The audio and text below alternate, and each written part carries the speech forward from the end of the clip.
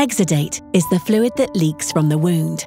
It is a natural and essential part of the wound healing process, but it can cause challenges if not assessed and managed correctly. That is why you need to know how you should assess wound exudate.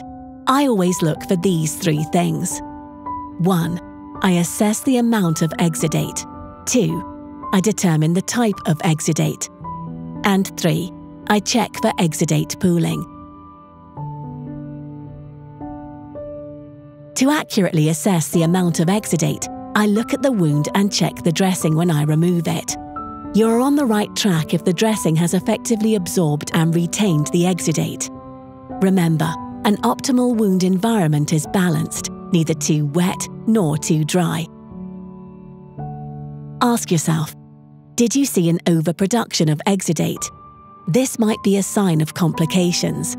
It is important to understand the cause of this. Or is the wound dry? This can slow down the healing process and be painful for your patient. The amount of exudate tells you which dressing to choose and when to change it. If the previous dressing was unable to manage the amount of exudate, consider a dressing with better absorption capacity, or reconsider how often you should change it. Exudate should be clear and watery with a pale amber colour. Look out for any changes in colour, consistency, or odour since the last dressing change. Changes may indicate increased levels of bacteria in the wound and might be a sign of infection. Ask yourself, does the exudate appear clear, red, or greenish? Does it have thick consistency? If in doubt, always seek advice.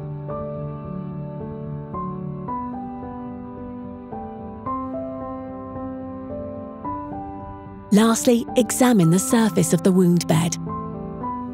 Stay alert. Bacteria may multiply in gaps and small pockets where exudate can pool, since this gives a moist, warm environment with a lot of nutrients. Exudate may then leak out onto the wound edges and peri-wound skin and cause maceration, which will lead to delayed healing. Carefully assess peri-wound skin to timely manage maceration or any peri-wound skin damage. Ask yourself, is the wound bed surface irregular? Do you see cavities or pockets where exudate can pool? Did the previous dressing manage to conform to the wound bed and manage the gap?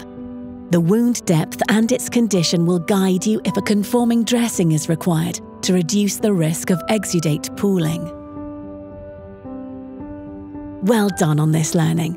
Join me in the next episode where you will learn how to manage wound exudate and the gap.